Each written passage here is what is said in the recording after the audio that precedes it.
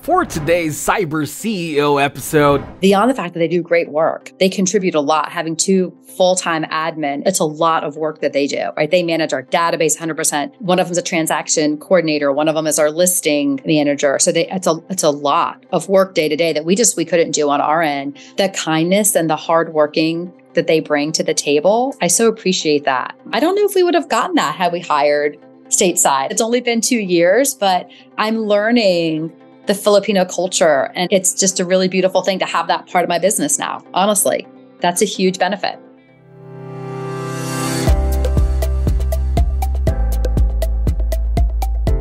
welcome to Cyber CEO, wherein we talk about how our cyberbackers helped our cyber CEOs take their businesses to the next level.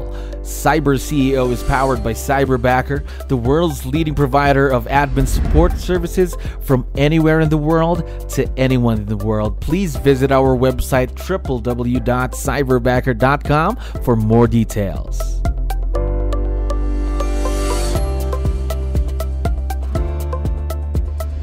Another awesome day here at Cyberbacker. My name is Jello. We're back with another episode of Cyber CEO. And of course, we have a very special guest on the show. Kim, how are you doing today? I'm doing fabulous. Thanks for having me. Yeah, we're very excited to have you on the show. And of course, thank you very much for being here. I know you have a lot of things to do. Really appreciate the time. Now, to start things off, to let you know, we have a lot of listeners who are business owners, just like yourself. So I need your help here real quick. Can you tell us something about yourself and what you do, Kim? Sure. I am the owner and lead agent on the Wright Group, which is a real estate group in Richmond, Virginia, with 𝗙𝗲𝗋𝗶𝗹. Gotcha. So how long have you been in real estate now? So I've been in real estate now 9 years and started growing my team about 4 years ago. So a lot of experience for you right there in the real estate world.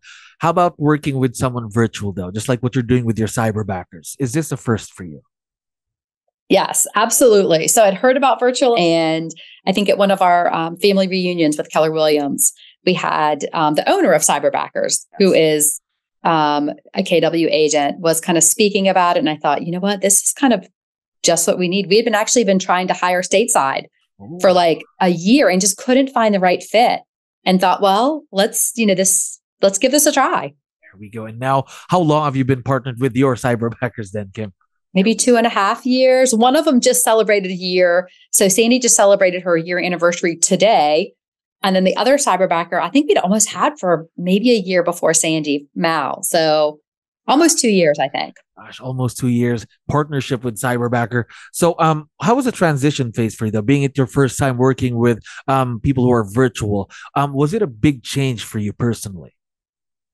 I mean, anytime you bring new people onto your team, right? That's always going to be kind of like, there's kind of getting to know people and fitting them in. And we, from the start, we're a very close team. We have a great culture, and we really wanted our cyberbacker to feel like they were part of our team. That was really important to us. And like, how do you do that when someone's long distance? You know, we can see each other and we can chat. And so we've put so many things in place to make them feel part of the team. But there was a transition. But honestly, there's a transition for us when anyone joins our team, you know, assessing their talents and their skills and figuring out like what's going to be the best way to work with them. And but it's been great. They're 100% team members like everyone else. Just great to hear that you're having a great experience with your cyberbackers, of course. So talk to me more about it. What's it like working with them every day? Let's say the communication, things like that. What a normal day looks like between you and your cyberbackers. Yeah, absolutely. So Mao on our team is our transaction coordinator, and she is also amazing with spreadsheets. So like we've kind of found these different talents that they have as we've worked, with them, obviously, and then kind of we're like pushing on those talents.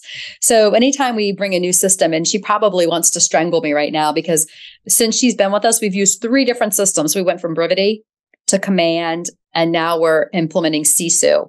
And so she has always been the key person to kind of move us into that system. And so that's one of her main roles. I actually have a director of operations who speaks with her every morning. So we have like a team stand up where everyone's on the call. And then we have an ops call where both Sandy and Mao are talking to our director of operations, but they're also on our stand up call. So they're seeing all of us every day And it's that just report in of like, hey, how, what's the best thing that happened to you yesterday? Like, what are you working on today? Then they also join our team meetings every week. And then we have different calls. Like we have a listing call. So Sandy is on the listing calls with us every week. We're going over listings. We represent 2 builders in town. So we do a good amount of listings. Like right now, I think we have 70 active listings for that builder. So we manage probably, I think by the end of the year, we'll have managed about 150 listings. So she's in charge of those listings plus then our team listings. So she has a listing manager that she works really closely with, and they talk every day. So I talk to Sandy at the listing meetings. I see her at the team stand-ups, and then we have a team meeting. So we have a lot of interaction. And we found that when we do our team meetings, everything's on Zoom. Even though we're all meeting in person, this would be the best tip I could give, is that when you're having an in-person meeting, we have everyone have their computer and everyone's on Zoom. So they're, it's not just like one person on, but every person's face is on there. And so even though we're talking in the room, they can see all of us, and they're still part of that. So that's how we do all of our meetings now. It's very effective. I think that's a very good suggestion, right? That makes your cyberbackers feel that they're part of something, that they can see everyone as well in the meeting, right? Yes. And so this is another great thing. Like we just redid all of our team photos, right? So realtors were so bad at like having a photo from like 20 years ago.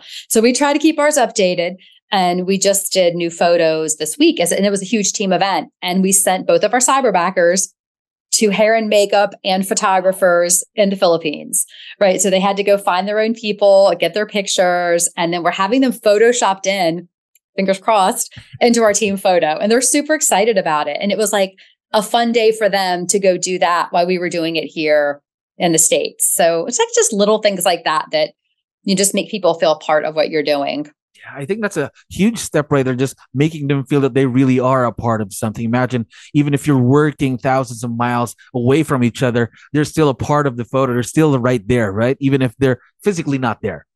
Oh, yeah. And they've already told us too, because they're like, we're only like 5 feet tall. Can you make us like 5'5" in photo? We're like, absolutely. We're putting you on the back step. Gosh, the way you talk about your cyberbackers and the partnership that you've created seems like you've been working for more than 2 years. I just feel it. I'm just trying to see, because this bond between you and your cyberbackers is really, really strong. The way you talk about them, the way you describe the partnership. Now, I'm quite curious about that. How did you make it this successful between you and your cyberbackers? Any other tips that you can share with our listeners about that? Yeah. So I think it just stems from how we grow our team. So on my team, obviously everyone has their skills and talents, and everyone has a job description of, what they need to do. And I feel like if that's all you focus on as a leader, that's all you grow. And so on our team, we're really focused on how do we grow people? Like, how do we grow them into something new? What excites them about what we're doing? Like, what skills do they want to learn?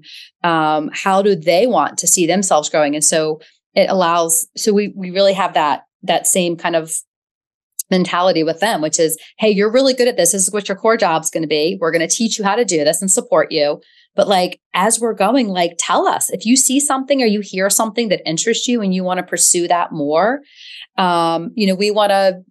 We want to teach them how to do that and see them grow in that way. And it's so interesting. I just got off their review calls just right before I got on with you. We do a once a month review with their kind of like head backer, or I get all the names wrong. Somebody at Cyberbackers that supports them. And the one thing that we were really like, one of the big conversations was that when Sandy first started, she was kind of wanted to do everything so perfectly, which I so appreciate, right? It's that perfectionism. And I think that's a Filipino trait. I think I'm learning more about the culture, right? Is that this sense of perfectionism, which is, as a business owner, you want people to bring their best. So it's such a positive thing.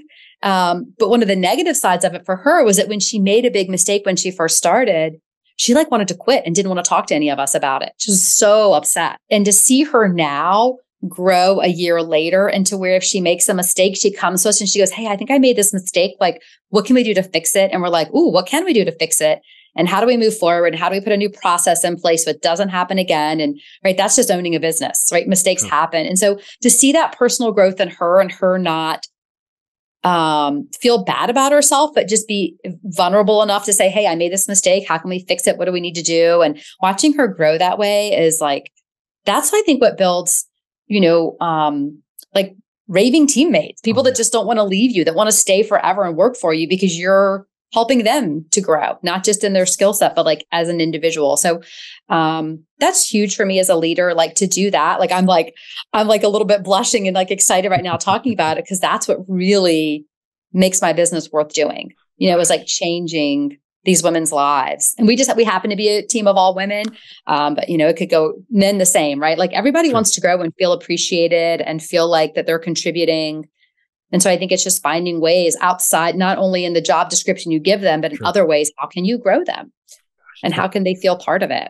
Right. There's a very good example of how to become a very strong leader. I mean, for all of the members of the team, especially for your cyberbackers. Again, imagine just a year for Sandy, just a lot of growth right there. And imagine what you guys can do, let's say, for another year or 2 more years together. Right. That's the exciting part, I think. Oh, I totally gives me the goosebumps.